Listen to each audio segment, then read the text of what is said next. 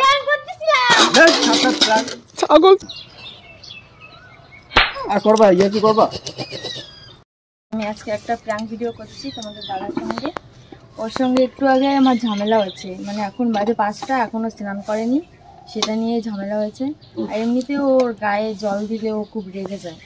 আমি এখন ওর গায়ে ওখানটায় বসে মোবাইল টিপছি, এখনও স্নান করেনি, দেখি ও কি রিয়াকশন দেয়।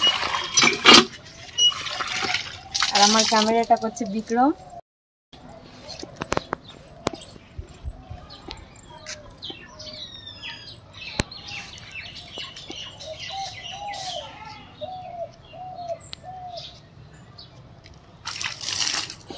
জল ঢাললাম। তোমার কখন কই স্নান করতে? আমি স্নানটা করবো তো, 5টা বাজে। ঘুম দিয়ে উঠছি, একটু বসতে তো দেবা। এমনি সবসময় তুমি একটু ইয়ার্কি করো। ইয়ার্কি কেন করবা সবসময়? মানুষের একটা লিমিট আছে, সময় আছে। কিসের আর কি করলাম আমি? তুমি ইয়ার্কি করো না, এই যে জল দিলা। জল আমি তুমি তো স্নান করবা। স্নান করবো, আমি একটু বসবো তো, বসতে তো দেবা। হাসতেছো কেন? দাঁত বের করতেছি আবার চলে যাচ্ছ। এই আছে, এই ফোনটা ছিল, যদি যদি ভিড়ে যেত তাহলে কি হবে?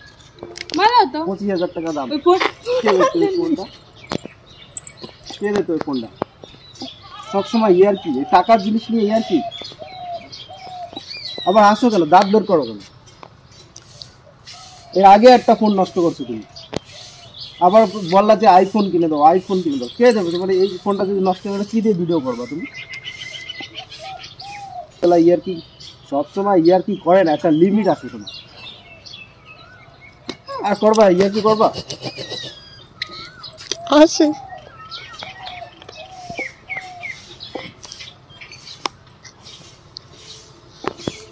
সবসময় একটা ইয়ার্কি।